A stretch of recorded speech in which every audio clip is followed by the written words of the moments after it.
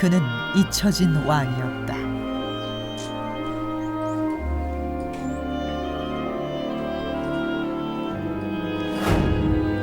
오랜 침묵의 봉인을 풀어줄 그의 유물이 발굴된 것은 기적에 가까웠다.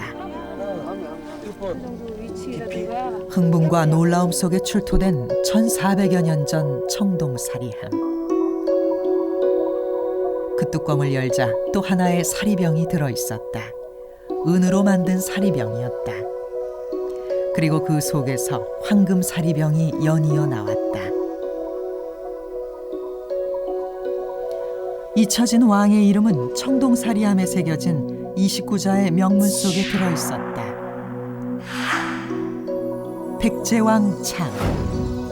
그것은 깊은 슬픔과 고뇌를 간직한 백제왕 창의 귀환을 알리는 신호였다.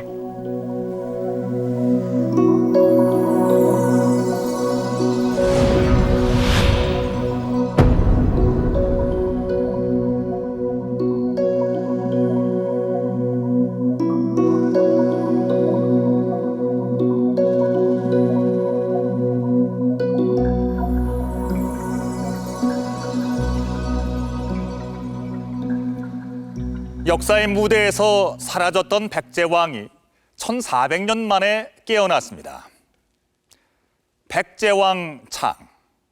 왠지 낯설고 생소한 이름이죠. 창왕은 사비시대를 이끌었던 백제 27대 임금이었습니다. 죽어서는 위덕왕이라는 시호를 받았는데 그 낯선 이름만큼이나 백제 역사의 미스터리로 남아있는 왕이었습니다.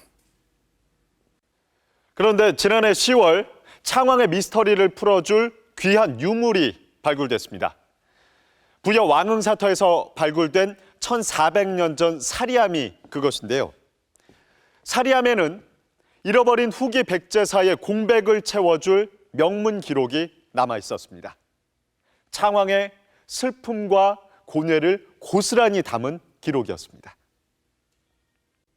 한국사 전에선 오늘부터 2주간에 걸쳐서 1400년 전 백제 창왕이 남긴 눈물과 고뇌를 추적해 보도록 하겠습니다.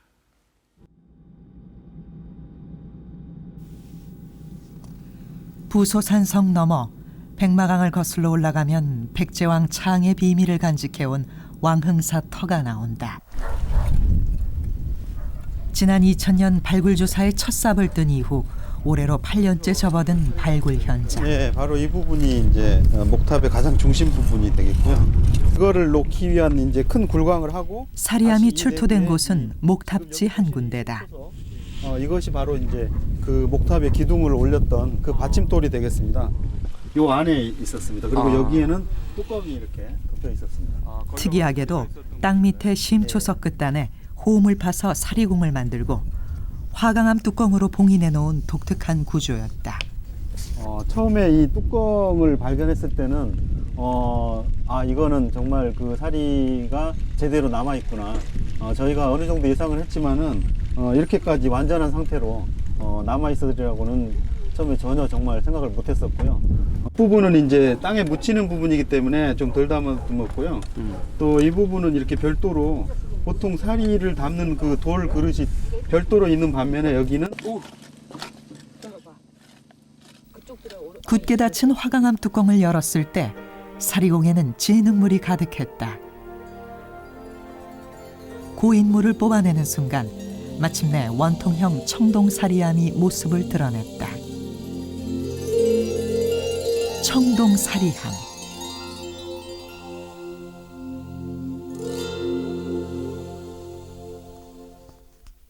그것은 놀라운 발견의 서막에 불과했다.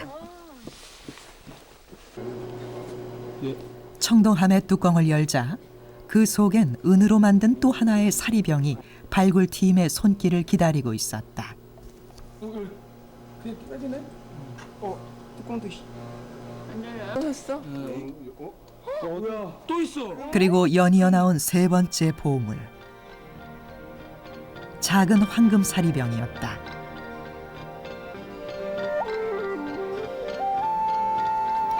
발굴 당시 황금 사리병과 은제 사리병에는 정체를 알 수 없는 맑은 물이 고여 있었다. 수습된 왕흥사 사리 유물은 곧바로 부여국립문화재 연구실로 이송됐다. 유물의 훼손을 막기 위해선 보존 처리 과정을 거쳐야 하기 때문이다. 왕흥사지에서 나온 이번에 나온 유물들입니다. 특히 주목되는 것들은 이제 세월의 녹을 벗겨내고 보존 처리를 거친 왕흥사 사리감 유물은 수천 점에 달했다. 백제왕 창의 시대를 되살려줄 이 유물들은 사리함과 함께 심초석 주변에서 출토된 것이다. 보시면 아주 단순화됐습니다만 동물 모양. 문양왕릉으로 치면 이제 진매호수 같이 무덤을 지키는 모양. 목걸이 형태의 장신구는 무령왕릉 무덤방을 지키던 진묘수를 단순화시켜 놓은 모습이다. 귀여운 호랑이 모양의 장신구도 눈길을 사로잡았다.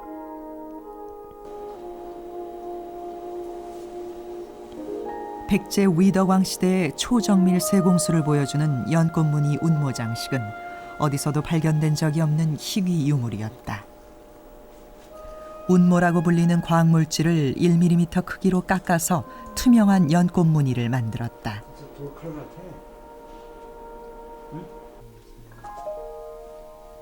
미세공예품은 그뿐만이 아니었다. 사리함과 함께 수습된 구슬류만 8,000여 점. 구슬은 대부분 지름이 1mm 이하의 작은 것으로 그 재료도 다양했다.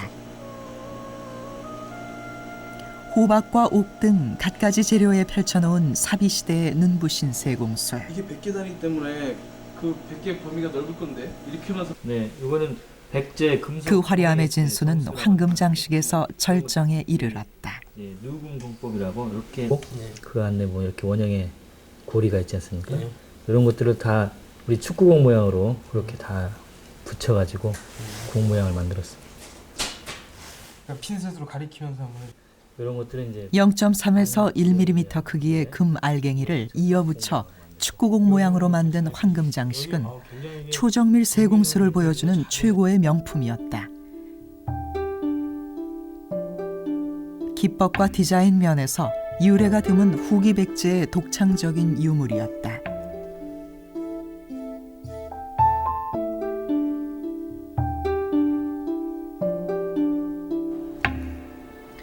(1400년) 만에 세상에 나온 이 유물들은 백제 문화에 대한 인식을 단번에 바꿔놓았다. 왕흥사지에서 출토된 유물들의 양상이 무령왕릉보다 좀 더 발전된 면모, 또 그대로 연결되는 면모를 보여주고 있기 때문에 아마도 사비백제 금속공예는 우리가 생각하는 수준 이상으로 굉장히 진전되고 발전된 모습이었을 것이다. 이렇게. 특히 금운동 3중 구조로 된 사리함 세트의 발견은 사비시대 연구의 엄청난 행운이었다. 은제 사리 외병은 1400년 동안 청동함에 들어있었던 탓인지 세월의 청동록이 켜켜이 묻어 있었다. 하지만 X선 형광 분석기로 은제 사리 외병의 성분을 측정한 결과 은의 순도가 99.08%로 확인됐다.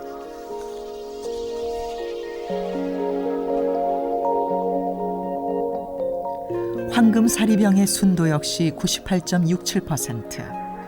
은제 사리병 속에서 보호받은 덕분에 원형을 완벽하게 유지하고 있었다.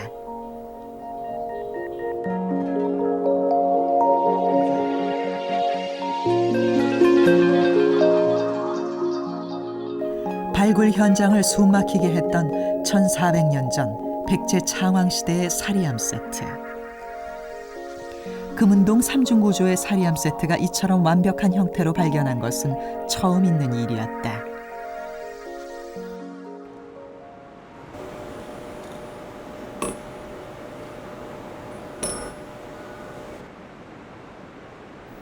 발굴팀을 흥분으로 몰아넣은 것은 또 있었다.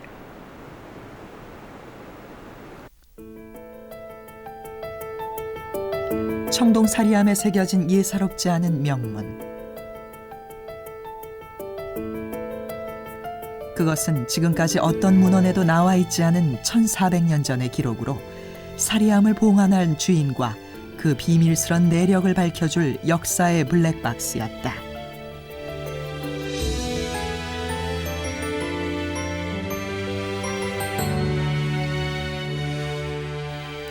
세로로 한자 한자 새긴 다음 6행으로 구성해 놓은 명문은 모두 29자. 그중 몇 글자는 훼손이 심해 육안으로는 판독이 불가능했다. 금속 제품은 적외선 판독이 불가능하기 때문에 연속 촬영 방식을 선택했다. 부여문화재연구소의 명문 복원팀은 연속 촬영한 29자의 명문을 먼저 3차원 디지털 복원 프로그램에 입력했다. 그런 다음 입력한 명문의 폭과 깊이까지 고려해 한 글자 한 글자 복원해 나갔다. 판독이 불가능했던 글자가 모두 되살아났다. 그렇게 1400년 만에 빛을 본 29자의 명문. 577년 2월 25일 백제왕 창이 죽은 왕자를 위해 탑을 세우고 살이 2알을 묻었는데 신의 조화로 3알이 되었다는 내용이었다. 죽은 왕자를 위해서 이제 왕기 중심이 돼가지고 만들었다. 이런 내용들은 사실 지금 우리 기록상에 전혀 없는 거거든요. 백제사 문제를 해결하는 데 있어서 하나의 관건이 될 수 있다. 특히 사비성에 도받은 시기, 그러니까 성왕과 위덕왕대, 그 무렵에 이제 백제 정치사, 나아가서 이제 불교화의 관계를 이해하는데 중요한 어떤 단서를 제공해주고 있다라고 이제 볼 수가 있을 것 같습니다. 청동사리함에 새겨진 29자의 명문에는 사랑하는 아들을 잃고 깊은 슬픔에 잠겼던 1400년 전 백제 위덕왕의 애틋한 부정이 담겨 있었다.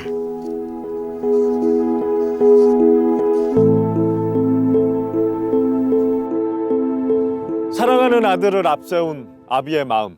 아마 자식을 둔 부모라면 충분히 미뤄 짐작할 수 있을 것입니다.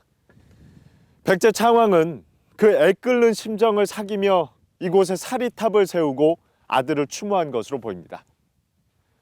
청동 사리함에 새겨진 29자의 명문은 이처럼 문헌 자료상으로는 접할 수 없었던 백제 창왕의 면모를 되살려줄 역사의 블랙박스라고 할 수 있습니다. 네, 그렇습니다. 창왕의 재위 기간은 무려 45년에 달했습니다. 하지만 그의 행적을 전하는 기록이 극히 일부밖에 없는 탓에 백제 창왕은 주목받지 못한 왕이었습니다. 우리가 삼국사기에서 알 수 있는 것은 그가 성왕의 맏아들이었고 죽어서는 위덕왕이란 시호를 받았다는 정도에 불과합니다. 한데 놀랍게도 일본의 역사서에서 전혀 예상치 못했던 창왕의 충격적인 행적을 발견할 수 있었습니다. 국립중앙도서관의 고대문헌 보관실.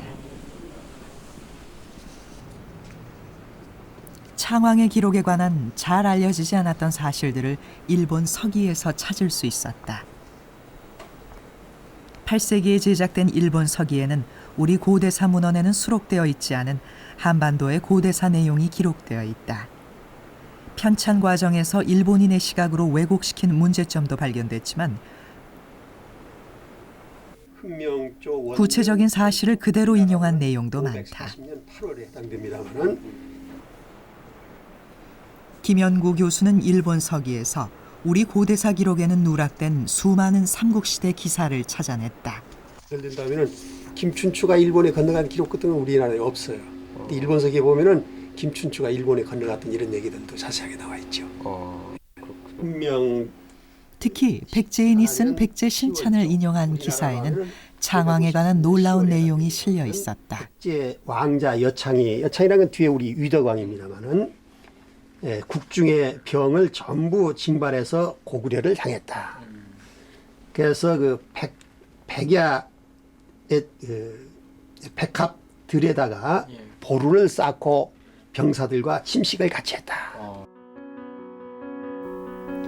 태자 시절 창이 고구려군과 맞서 싸운 553년의 백합야 전투 기록은 아주 구체적으로 이어졌다.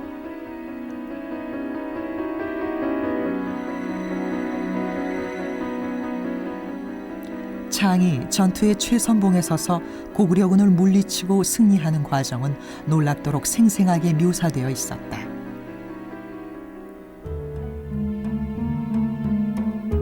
그런데 창의 왕위 계승과 관련된 기사에 실로 충격적인 내용이 실려 있었다. 창이 신하들에게 왕위를 버리고 출가하여 스님이 되겠다고 선언했다는 것이다. 554년 8월 백제 왕궁은 스님이 되겠다고 하는 창과 만류하는 대신들의 팽팽한 신경전이 펼쳐졌다. 나는 부왕을 위하여 출가하여 수도하려고 합니다. 어찌 출가를 한다 하시옵니까? 전에도 생각을 잘못하여 큰 화를 불렀는데 누구의 잘못이옵니까? 이 나라 백제를 어느 나라에 넘기시려고 하시옵니까? 만일 원로들의 말을 잘 들었다면 오늘과 같은 처지에 이르지는 않았을 것입니다. 청컨대 전나라의 잘못을 뉘우치시고 출가할 것을 그만두시옵소서. 어찌된 영문인지 창왕을 만류하는 원로 대신들의 목소리가 추궁과 질책에 가깝다. 대체 창왕에게 무슨 일이 있었던 것일까? 충북 옥천군의 한적한 농촌 마을. 이곳에 그 실마리를 풀어줄 유적이 있다. 창왕의 아버지가 전사한 것으로 전해오는 곳이다. 이곳에서 이제 그 죽음을 당한 것으로 그렇게 보고 있는데요. 여기 이제 구진배루가 기록에 따르면 창왕의 아버지인 성왕은 구천이란 곳에서 최후를 맞았다. 마을 주민들은 구진벼루라고 부르는 이 낭떠러지가 구천이라고 믿어왔다. 구진배루의 구진이 발음이 비슷하기 때문에 그것이 아닌가 이렇게 추정하고 있습니다.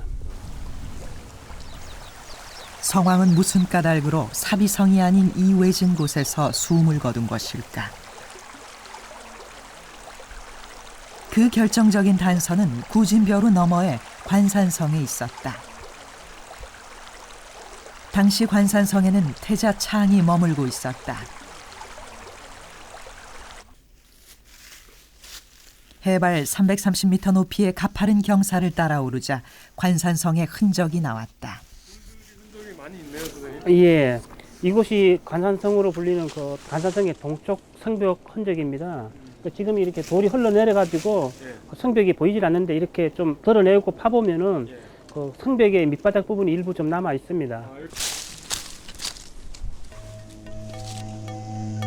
성돌은 대부분 무너져 내렸지만 성벽을 지탱하던 바닥 부분은 그대로 남아 있다. 확인된 관산성의 둘레는 900m 정도. 성 안에는 우물도 남아 있었다.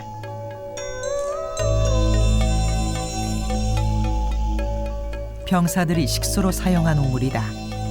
창은 태자 신분으로 무슨 까닭에 이 험준한 곳에 머문 것일까?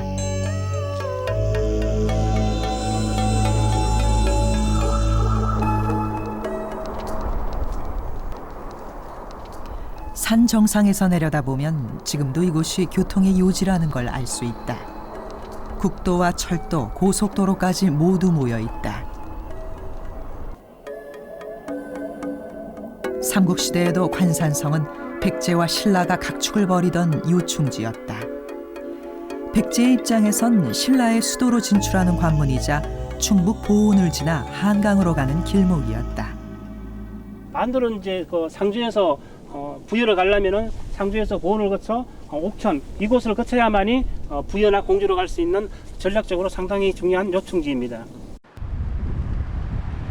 백제와 신라, 양국의 국경이 만나는 관산성 일대는 하루가 멀다 하고 치열한 접점이 벌어진 그야말로 최전방 군사지역이었다. 관산성 주변에는 산봉우리마다 수많은 요새가 있었을 정도다.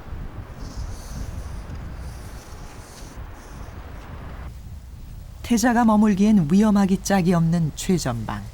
그러나 그것은 창이 선택한 것이었다. 사건의 발단은 3년 전으로 거슬러 올라간다. 551년 백제는 신라와 연합해 고구려에 빼앗긴 한강 유역을 탈환했다. 그런데 불과 2년 뒤 신라 진흥왕이 120년간의 동맹을 깨고 한강 하류까지 독식해버렸다. 백제군이 이쪽을 치고 들어가야지만. 백제 조정은 배신한 신라에 대한 응징 문제로 치열한 논란이 벌어졌다.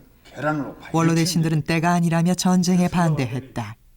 하지만 분노한 창은 공격을 주장하며 원로 대신들을 질타했다. 그대들은 신라가 그렇게 겁이 난단 말이오? 두려울 것이 무엇이 있단 말이오? 하나 왕자님, 두려운 게 아니라 원로 대신들의 반대에도 창은 물러서지 않았다. 백성들을 생각해서 이러는 것이오. 신라를 무찔러야만. 백제의 첫 수도였던 한강 유역 탈환은 아버지 성왕의 오랜 꿈이었다. 태자 창으로선 76년 만에 되찾은 영토를 훔쳐간 신라를 용서할 수 없는 일이었다.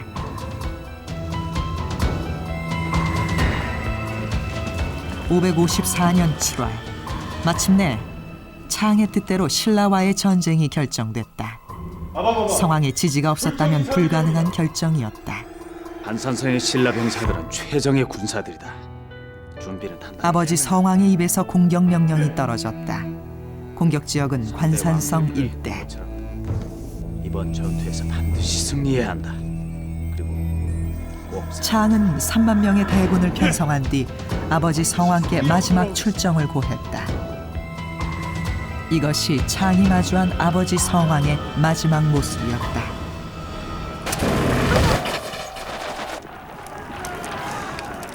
총사령관 창의 기습 공격은 성공적이었다.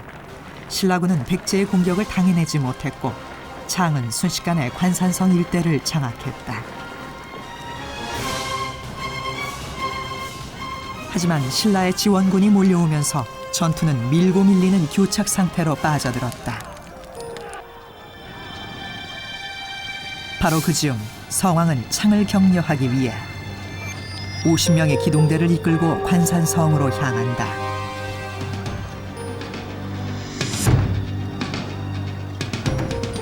그런데 첩보를 입수한 신라군이 관산성으로 통하는 길목에 매복해 있었다.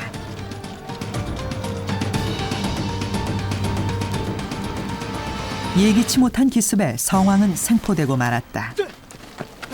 일본 서기엔 성왕이 신라의 노비 출신 장수의 손에 최후를 맞이하는 순간이 너무도 생생하게 묘사되어 있다. 왕의 머리를 베게 하여 주소서. 왕인 내 목숨을 노비 출신 장수인 네놈에게 맡길 수는 없다. 우리나라 법에는 맹세한 것을 어기면 국왕이라 할지라도 마땅히 종의 손에 죽습니다. 내 지금껏 부끄럽지 않게 살아왔거늘 구차하게 살고 싶지는 않다. 어서 베거라.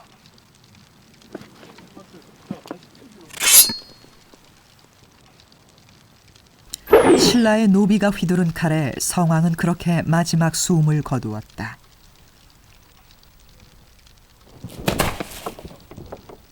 일본 서기엔 신라군이 성왕의 머리를 경주의 북청 계단 아래 묻고 밟고 다녔다고 적혀 있어 시신조차 제대로 수습하지 못한 것으로 보인다.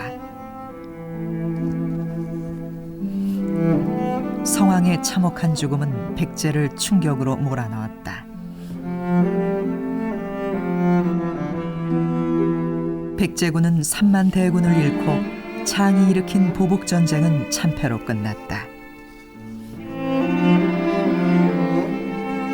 창은 살아 돌아온 것 자체로 죄인이었다. 아버지를 사지로 내몰고 그 시신마저 수습하지 못한 아들의 죄책감.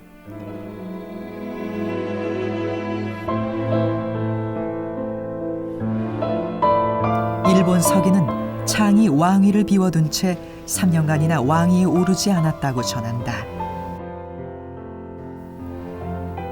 아버지 성왕의 참담한 죽음, 그리고 관산성 전투의 참패가 불러온 충격과 후유증이 그만큼 컸고 그만큼 깊었던 것이다. 창은 그 참담함을 견디다 못해 급기야 원로 대신들에게 스님이 되겠다고 선언한 것이다. 백제의 국운을 건 관산성 전투의 참패와 아버지 성왕의 죽음. 이것은 창왕의 일생에서 낙인이요 몽해가 되었을 겁니다. 그런데 이런 상황에서 그는 왜 하필 스님이 되겠다고 했던 것일까요? 한 나라의 왕이 불효를 씻고 불충을 씻기 위해 스님이 되겠다고 한 것으로 보기엔 석연치 않은 점이 있습니다. 여기서 왕응사 사리함에 주목할 필요가 있습니다. 바로 이 자리입니다. 창왕이 죽은 아들을 위해 사리를 봉안하고 세운 왕응사 사리탑은 보시는 것처럼 5층 규모의 거대한 목탑이었을 것으로 추정됩니다.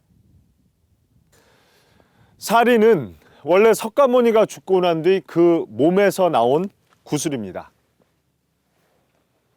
그러니까 사리는 부처의 몸이 되는 것이고 그것을 모시기 위해 세운 탑은 부처의 무덤에 해당합니다. 아버지 성왕의 명복을 빌기 위해 스님이 되겠다고 한 창왕이 이번에는 죽은 아들을 기리기 위해 사리탑을 세웠습니다. 스님과 사리탑, 뭔가 연관이 있어 보이지 않습니까? 지난 1월에 개막된 왕흥사 특별전은 1400년 만에 침묵에서 깨어난 백제왕 창을 만나는 자리였다. 외국인들도 비상한 관심을 보였다. 풀어야 할 수수께끼가 많은 만큼 개막식 첫날부터 전시장은 기대로 술렁였다. 1400년을 견뎌내고도 온전한 상태로 보존된 사리암 세트가 공개되자 관람객들은 놀라움을 감추지 못했다. 이게 신기합니다. 이것을 한 쌍으로 해가지고서 이렇다는 것이 지금 믿어지지 않을 만큼의 사리함을 보면 굉장히 세련미도 있고 안정감도 있고 아기자기한 그 백제인의 모든 것을 볼 수 있는 그러한 유물인 것 같아서 참 좋습니다. 청동 사리함의 정교함에도 감탄했다. 당시 이런 기술이 있었구나 하면 새롭게도 볼 수 있는 기회가 되는 것 같아요. 보시니까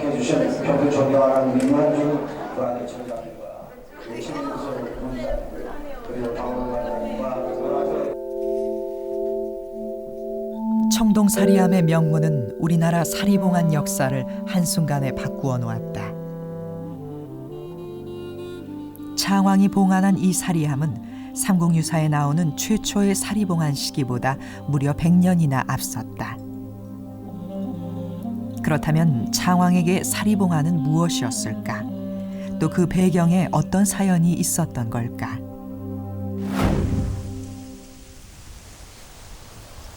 창이 태어난 곳은 웅진의 공산성이다. 이곳에서 청소년기를 보낸 창은 아버지 성왕에게서 보고 배우며 키워온 오랜 꿈이 있었다.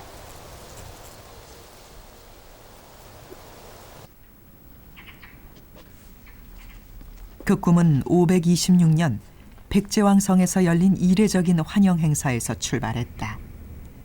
인도로 불법을 구하러 유학을 떠났던 겸익이 5년 만에 돌아오던 날, 성왕은 직접 어전 밖으로 나와 겸익을 맞이했을 정도로 그의 귀국을 기뻐했다.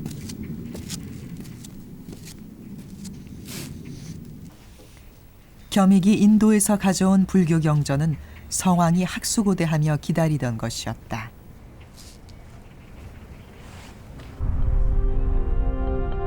이후 성왕은 겸익을 흑륜사에 머물게 하고 불경 번역을 국가 프로젝트로 지원한다. 흑륜사는 이름 그대로 불법을 흥하게 해서 세계를 다스린다는 성왕의 꿈이 담긴 절이었다. 성왕은 전륜 성왕의 약칭인데 불법의 바퀴로 온 세계를 교화시키고 다스리는 최고의 통치자를 뜻한다. 이산에 33천을 지배했다는 그 존재가 전륜성왕 아닙니까? 삼국시대 왕들이 제일 닮고 싶었던 왕들이 전륜성왕입니다.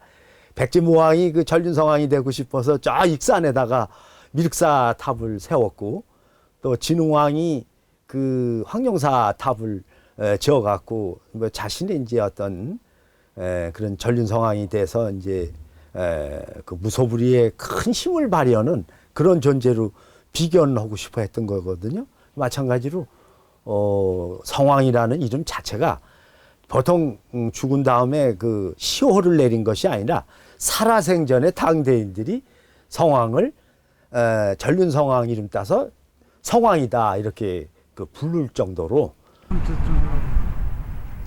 살아생전 전륜 성왕이라 불렸을 정도로 성왕은 불법을 백제 중흥의 구심점으로 삼았다. 어린 시절부터 창은 그렇게 아버지 성왕의 간절한 꿈을 지켜보며 전륜 성왕의 후계자로 교육받았다.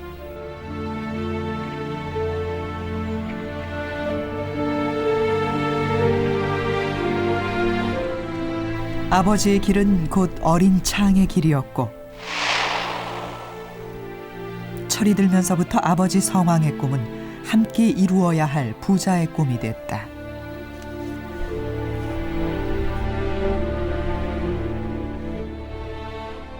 그러나 부자가 함께 백제를 불국토의 중심으로 이루고자 했던 그 간절한 꿈은 관산성 전투의 참패로 무너져 버렸다.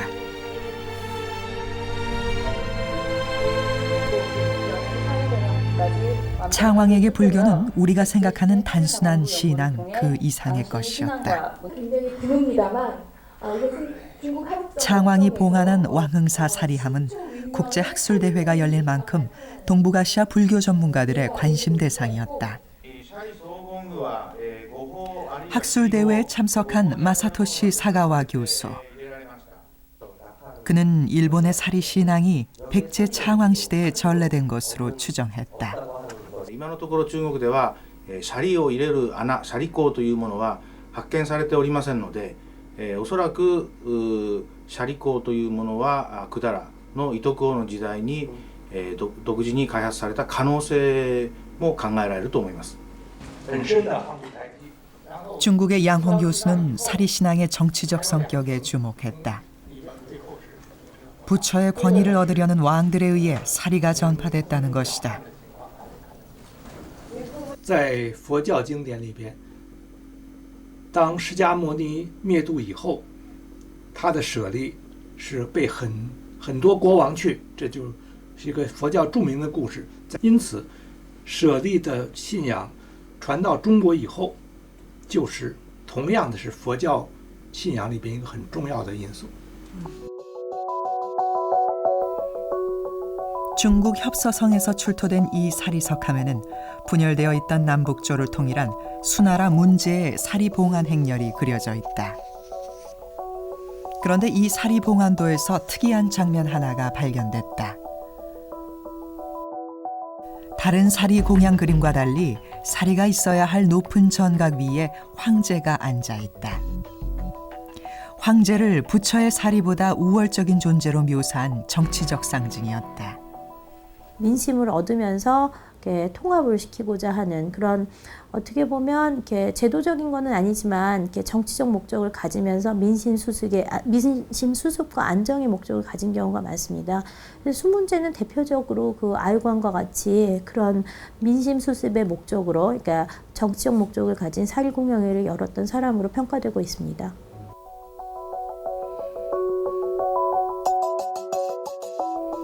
그렇다면 백제 창왕의 사리봉안 목적은 단지 순수한 종교적 신앙심뿐이었을까?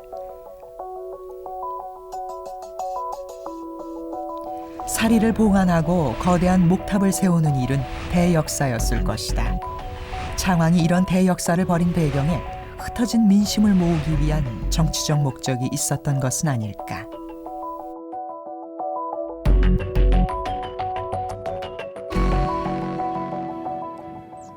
이곳 왕흥사터에서 발굴된 사리함은 창왕에 대한 그동안의 평가에 근본적인 의문을 던지고 있습니다. 관산성 전투 참패 이후 창왕은 대신들의 기세에 눌려서 숨죽이고 지낸 무능한 왕이자 스님이 되려한 비운의 왕쯤으로 여겼던 것이 일반적인 평가였습니다. 그렇다면 창왕이 스님이 되겠다고 한 폭탄 선언 역시 사리 봉안으로 이어지는 정치적 행보와 연관이 있는 것은 아닐까요? 관산성 전투 이후 창왕의 행적을 추적하던 중 놀라운 내용이 확인됐다. 승성 3년이라는 것은 바로 554년을 말하는데 양기석 교수는 삼국유사의 한 전투 기록에서 그 단서를 찾았다. 백제 군사가 쳐들어와서 진성으로 왔는데 남녀 3만 9천 명과 말 8천 피를 약취해갖고 돌아갔다라는 이 기사가 있습니다. 삼국유사 진흥왕조에 실려있는 뜻밖의 전투 기록이었다. 관산성 전투에서 대패한 지 불과 2개월 후인 554년 9월에 백제가 신라의 진성을 공격해 엄청난 전과를 올렸다는 것이다. 그 유덕왕의 입장에서는 다시 그 전투를 벌린다는 그런 현실적인 부담은 있었지만 우선은 그 아버지 성왕의 그 유해를 송환하는 이런 그 목적이 또 강했기 때문에 또 보복전과 병행해서 이 진성 전투를 바로 벌린 것이 아닌가 이렇게 생각이 됩니다. 관산성 전투 이후 창왕의 최우선 과제는 아버지의 유해를 모셔오는 것이었다. 진성 전투는 아버지 성왕의 시신을 송환하기 위해 결행한 보복전으로 추정된다.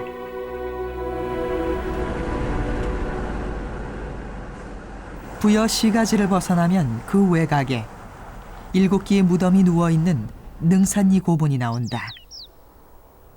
사비시대에 조성된 백제 왕실의 무덤이다. 학계에서는 이 호분을 성왕의 무덤으로 보고 있다. 그렇다면 창왕은 아버지의 주검을 모신 다음 무엇을 했을까? 성왕의 무덤에서 불과 600m 지점. 이곳에서 그 실마리가 발견됐다. 지금은 한창 복원 공사가 진행 중이지만 한때는 농경지였던 곳이다. 발견이 됐습니다. 한국 때는 이렇지만 논으로 돼 있었어요. 논자리로 쭉 해서 13개 다랑이 정도 돼 있었는데 그 중에서 이제 한 논이었죠. 논으로 돼 있는 곳을 발굴 조사를 해가지고 그 건물지 안에서 금동 대학로가 발견된 겁니다. 지난 93년 허허벌판이던 농경지에 능산리 고분 주차장을 조성할 예정이었다. 주차장 공사를 앞두고 시작된 현장 조사는 3기의 발굴로 이어졌다. 현장 조사단은 백제기와가 대량으로 출토되자 주차장 공사가 임박했지만 발굴을 중단할 수밖에 없는 상황이었다.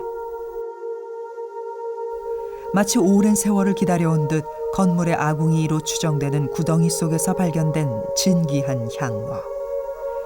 진흙으로 범벅이 되어 있었지만 향로는 온전한 상태였다. 64cm 높이의 정교하면서도 독특한 향로. 백제 최고의 걸작으로 꼽히는 금동 대향로였다. 향로 몸체엔 빈틈을 찾을 수 없을 정도로 수십 가지의 문양이 빼곡이 조각되어 있었다.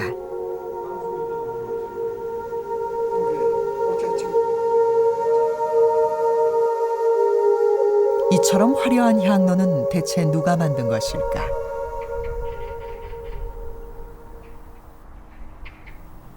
그리고 성왕의 무덤에서 얼마 안 떨어진 곳에 금동 대향로가 묻혀 있었던 까닭은 뭘까?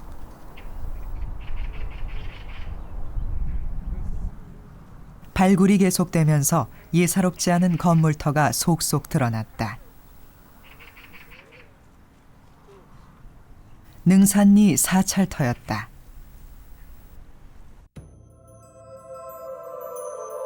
본격적인 발굴로 사찰의 규모도 밝혀졌다.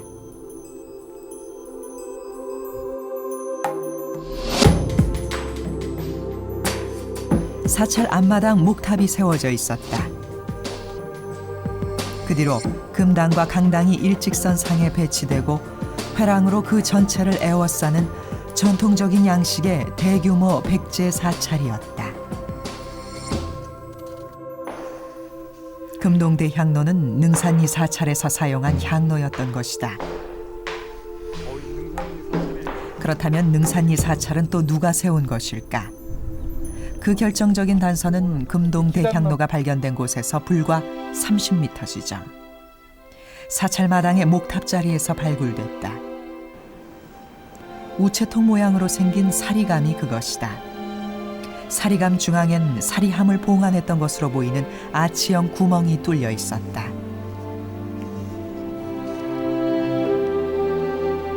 사리 공양을 한 것은 매형공주. 그러나 능산리 사찰이 세워진 해는 창왕 13년이라고 뚜렷이 나와 있다.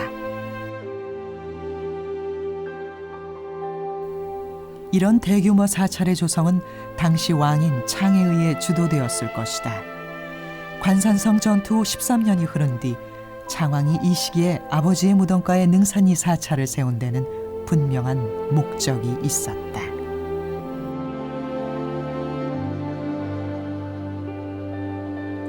관산성 패전으로 심히 정치적으로 곤경에 처해 있는 그런 입장이기 때문에 이것을 타개하기 위한 하나의 그 좋은 방법 중에 하나로 택한 것이 아버지 성왕의 위협을 계승하는 이런 방향에서 집권 초기 단계에서는 여러 가지 정책을 추진해 나가게 됐다는 거예요. 그 구체적인 방법 중에 하나가 바로 아버지 성왕의 그 성왕을 추복하기 위한 그런 하나의 상징물을 세우는 것이죠. 그것이 바로 능산리에 있는 능사건립으로 나타났던 것입니다. 창왕의 일생에서 아버지 성왕을 기리는 능산리 사찰을 세운 567년은 중요한 분기점이었다. 창왕의 45년 재위 기간 중 극히 일부분밖에 없는 문헌 기록도 비로소 이 시기에 창왕이 관산성 전투의 충격을 극복하고 본격적인 대외 활동에 나선 것을 보여준다.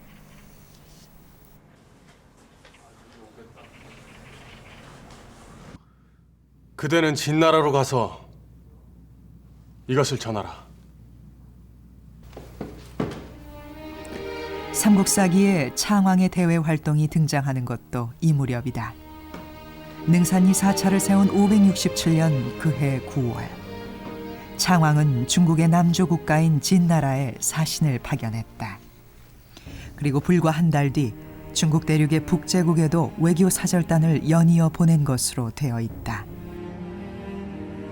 백제는 웅진으로 천도한 이후로 줄곧 중국 남조 국가와 교류해 왔는데 창왕은 무슨 이유로 북제와의 교류에 나선 것일까? 그 배경에는 요동치는 국제 정세가 있었다. 신라의 팽창에 밀려 가야의 영토는 축소됐다. 중국 대륙의 정세도 시시각각 바뀌었다. 북위와 진나라로 양분되어 있던 중국 대륙은 한 치 앞을 내다볼 수 없을 정도로 복잡한 양상으로 변화해갔다. 나름대로 위덕왕은 그 중국 정세에 대해서 중국의 동태에 대해서 민감하게 대처를 하고 또 거기에 대해서 또 바로 대처하는 이런 그 경험이 바로 종전에 볼 수 없었던 백제의 그 외교력의 큰 발전이다. 이것은 그만큼 백제 국가의 위상을 높이는 일이고 또 대내적으로 보면 그 불안했던 그 위덕왕대의 왕권을 갖다가 보다 강화시키는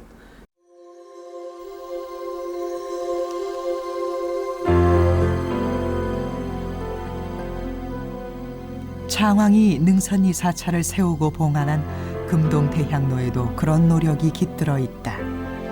금동대향로에 빼곡히 조각해 놓은 문양은 사람과 동물, 산과 계곡 등 현실 세계의 다양한 모습을 담고 있다. 이 땅에 살지 않았던 코끼리, 악어 등 특이한 동물들까지 조각되어 있다. 그것은 백제를 세상의 중심이자 불국토의 나라로 만들려 했던 성왕의 꿈을 금동대향로에 새겨 넣은 것이다.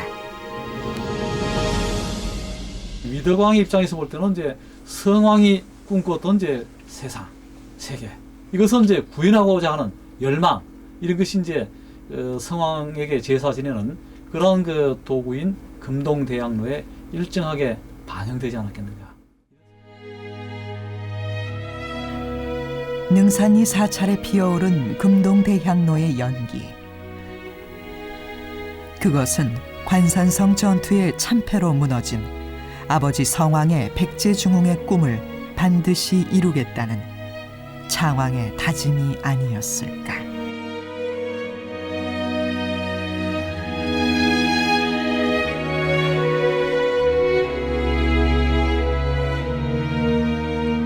창왕이 아버지 무덤가에 능산리 사찰을 세우고 금동대향로와 사리함을 봉안한 것은 그가 왕위에 오른 지 13년째 되던 해였습니다. 그때부터 창왕은 마치 아버지 무덤 앞에 다짐이라도 한 듯 본격적인 행보를 시작하게 된 것으로 보입니다. 그런데 그로부터 정확히 10년 뒤 또다시 죽은 아들을 추모하며 왕응사 사리함을 봉안합니다.